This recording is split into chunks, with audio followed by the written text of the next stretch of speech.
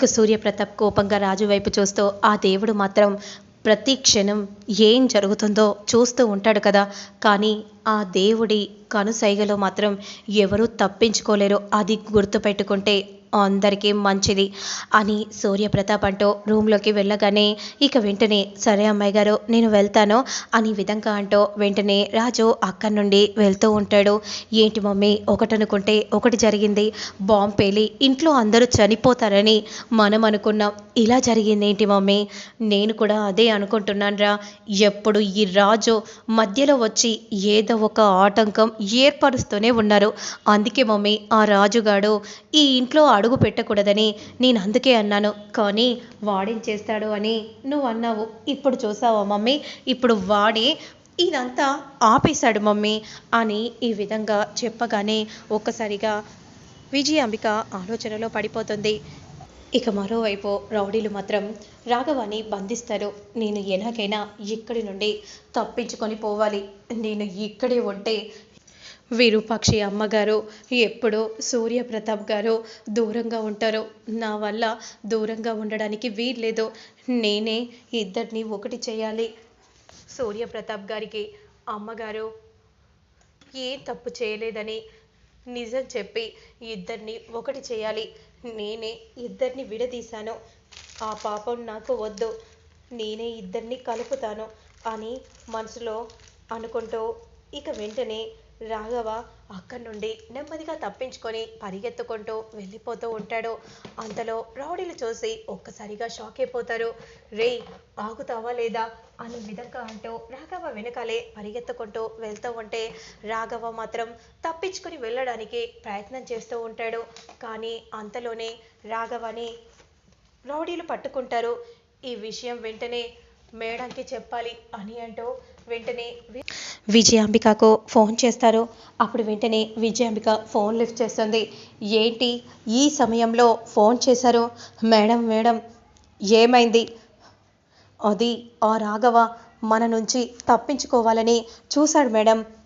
అయితే ఏమైంది? నిజంగానే తప్పించుకున్నాడా? లేదు మేడం తప్పించుకోలేదు, మళ్ళీ వాడిని పట్టుకున్నాం మేడం. మంచి పని చేశారు, వాడిని మాత్రం వదిలిపెట్టకండి. సరే మేడం, నేను వచ్చేంత వరకు మీరు జాగ్రత్తగా రాఘవ దగ్గర కాపలా కాస్తూ ఉండండి అని అంటూ కాల్ని కట్ చేస్తారు. ఇక మరోవైపు మాత్రం ఏంటి మమ్మీ అంత టెన్షన్లో ఉన్నావేంటి? ఏమైంది మమ్మీ, ఏం జరిగింది? ఆ రాఘవ మన నుండి తప్పించుకొని పారిపోవాలని చూశాడురా, కానీ సమయానికి మన మనుషులు ఆ రాఘవాన్ని పట్టుకున్నారు. ఏంటి మమ్మీ నువ్వంటుంది? అవును, లేదంటే ఇప్పుడు ఆ రాఘవ దొరికితే మనం అడుక్కునే పరిస్థితి ఏర్పడుతుంది. ఇక మీ మామయ్య మనల్ని ఎప్పటికీ వదలడు. అవును మమ్మీ, ఇదేంటి మమ్మీ ఇలా జరిగింది? ఇంకా వాడు మన మనుషులకి దొరికాడు కాబట్టి మనం ఇప్పుడు సేఫ్ అని అనుకోవాలి. సరే మనం ఇప్పుడు వెంటనే అక్కడికి వెళ్ళాలి, పదరా పద అని ఏంటో విజయాంబిక వెంటనే రాఘవాన్ని తీసుకొని బయలుదేరుతుంది. ఇక మరోవైపు మాత్రం ఆ మాటలన్నీ విన్న రూప ఒక్కసారిగా షాక్ అయిపోతుంది. అంటే ఇదంతా ఇదంతా కూడా చేసింది అత్తయ్యనా? ఇన్నాళ్ళు రాఘవ ఉంది మా అత్తయ్య హ్యాండ్ ఓవర్లోనా?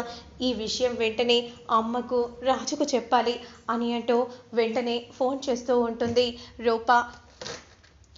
అంతలో విరూపాక్షి చూస్తుంది. రూప ఏంటి ఈ సమయంలో ఫోన్ చేస్తోంది అని అనుకుంటూ వెంటనే అమ్మ రూప ఏంటమ్మా ఇలా ఫోన్ చేసావు? అమ్మ నీతో ఒక ముఖ్యమైన విషయం మాట్లాడాలమ్మా. ఏమైందమ్మా, ఏం జరిగింది? ఆ రాఘవ ఏమైందమ్మా? మమ్మీ ఆ రాఘవ ఎక్కడో లేడు మమ్మీ, విజయాంబిక అత్తయ్యే దాచిపెట్టింది అని విధంగా చెప్పగానే ఒక్కసారిగా షాక్ అయిపోతుంది విరూపాక్షి. ఏంటమ్మా నువ్వు అంటుంది? ఇందాక వాళ్ళు మాట్లాడుతుంటే నేను విన్నానమ్మా అని అనగానే షాకింగ్గా విరూపాక్షి అంటే ఇన్నాళ్ళు కూడా రాఘవను దాచింది విజయాంబికనా? అవునమ్మా, ఇప్పుడు ఆ రాఘవ దగ్గరికి విజయాంబిక అత్త దీపక్ ఇద్దరు బయలుదేరారు. మనం ఎట్టి పరిస్థితిలో ఆ రాఘవను పట్టుకోవాలి. మనకొచ్చిన అవకాశాన్ని మనం ఇప్పుడు ఎట్టి పరిస్థితిలో వదులుకోకూడదు. సరే మమ్మీ, నేను వెంటనే బయలుదేరుతున్నాను. నేను కూడా ఇక్కడ నుండి బయలుదేరుతున్నానమ్మా అనే విధంగా విరూపాక్షి అనగానే వెంటనే రూప ఇంటి నుండి బయలుదేరుతుంది. ఇక మరోవైపు మాత్రం విజయాంబిక దీపక్లు వెంటనే వెళ్తూ ఉంటారు. ఇక రూప వెనకాలే ఫాలో అవుతూ ఉంటుంది. అన్న, అదిగో ఆ ఎదురుగా పోతున్న కార్ని ఫాలో చేస్తూ ఉండండి. సరే అమ్మా అని అంటూ విజయాంబిక కార్ని ఫాలో చేస్తూ ఆటో వెళ్తూ ఉంటుంది. మరోవైపు పంతులు గారు ఇంట్లోకి రాగానే రాజు షాక్ అయిపోతారు. ఏంటమ్మా ఈ పంతులు గారు ఇప్పుడు ఎందుకు వచ్చారు? ఎరా నాయన, నీకు తెలియదారా? నీకు శ్వేతకి ఇంకొద్ది రోజుల్లో పెళ్లి చేస్తానని నేను అనుకున్నాను. అందుకే శ్వేతకి కబురు కూడా పెట్టాను రమ్మని. అందుకే పంతులు గారు వచ్చారు. పంతులు గారు మీరు కూర్చోండి. అమ్మా అది కాదమ్మా. అప్పుడు వెంటనే అప్పలనాయుడు, వద్దురా, మీ అమ్మని ఆపకో, డాక్టర్ గారు ఏం చెప్పారో విన్నావు కదా అని అనగానే వెంటనే మౌనంగా ఉండిపోతాడు రాజు. అప్పుడు పంతులు గారు వచ్చి కూర్చోగానే రేణుక అదంతా చూసి ఒక్కసారిగా షాక్ అయిపోతుంది. మళ్ళీ అత్త వీళ్ళిద్దరికీ పెళ్లి చేయాలని అనుకుంటుందేంటి అని మనసులో అనుకుంటూ కోపంగా చూస్తూ ఉంటే అదే సమయానికి ఇదిగోండి పంతులు గారు, ఇద్దరి జాతకాలు ఇవ్వగానే వెంటనే పంతులు గారు ఇద్దరి జాతకాలను చూస్తూ ఉంటారు. ఇద్దరి జాతకాల రీత్యా ఏమైంది పంతులు గారు? గండాలున్నాయమ్మా. వీళ్ళిద్దరి పెళ్లి జరిగితే నీ కొడుకుకు అతి త్వరలో గండం ఏర్పడుతుంది అని విధంగా చెప్పగానే ఒక్కసారిగా ముత్యాలు షాక్ అయిపోతుంది. ఏంటి పంతులు గారు, నా కొడుకుకు గండమా? అప్పుడు వెంటనే ముత్యాలు మాత్రం, లేదు, ఈ పెళ్లికి నేను ఒప్పుకోను, నా కొడుకుకు గండం అంటే ఎట్టి పరిస్థితిలో ఈ పెళ్లి జరగకూడదు అని విధంగా చెప్పగానే రాజు చాలా సంతోషపడిపోతూ ఉంటారు. అప్పుడు శ్వేత షాక్ అయిపోతుంది. ఏంటన్నయ్య ఇలా జరిగింది? నాకు ఈ పెళ్లి ఎలాగైనా జరగాలి, నువ్వు కంగారు పడకమ్మా, నేను చూసుకుంటాను. పంతులు గారు మీరు సరిగా చూడండి అని విధంగా అంటూ దగ్గరగా వెళ్ళి, అవసరమైతే నీకు 1,00,000 రూపాయలు ఇస్తాను, ఇద్దరి జాతకాలు బాగున్నాయని చెప్పండి అని విధంగా చెప్పగానే వెంటనే జీవన్ వచ్చి కూర్చుంటారు. అమ్మ, అయ్యో ఇది 3వ పాదమని నేను అనుకున్నాను, మీ అబ్బాయిది 2వ పాదం, బ్రహ్మాండంగా ఉంది, మీరు కంగారు పడాల్సిన అవసరమే లేదు. శుక్రవారం రోజు ఉదయం 10:47 ఈ ముహూర్తాన్ని ఖాయం చేసుకోండి. ఈ ముహూర్తంలోనే పెళ్లి జరిగితే ఇద్దరు సుఖంగా ఉంటారు అని విధంగా చెప్పగానే అదే ముహూర్తాన్ని ఫైనల్ చేయండి పంతులు గారు అని ముత్యాలు అనగానే రాజు ఒక్కసారిగా షాక్ అయిపోతాడు. ఇక అంతలో నక్షత్ర కంగారుగా చూస్తూ ఉంటుంది. అసలు మీరు ఎవరు, ఎందుకు ఇదంతా చేస్తున్నారో చెప్పండి అన్నా, ప్లీజ్ అన్నా అని అంటూ ఉంటే వెంటనే రై త్వరగా కత్తిని తీసుకొని రండ్రా అని అంటూ త్వరగా కత్తిని తీసుకుని వస్తారు. అపూర్వ ఫోన్ల మీద ఫోన్స్ చేస్తూ ఉంటుంది.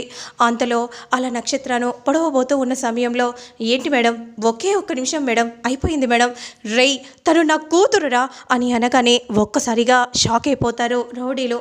మేడం మేడం, నక్షత్ర మేడంని ఆల్రెడీ పొడిచేశారు మేడం అని అనగానే ఒక్కసారిగా అపూర్వ షాకింగ్గా కారు ఆగిపోతుంది. కారు ఆపగానే భూమికి అర్థం కాక ఏమైంది ఏమైంది అని భూమి అంటూ ఉంటుంది. మరి ఆ తర్వాత ఏం జరుగుతుంది ఏంటి అనేది నేను మళ్ళీ నెక్స్ట్ వీడియోలో అప్లోడ్ చేస్తాను, లేట్ చేయకుండా చూసేయండి.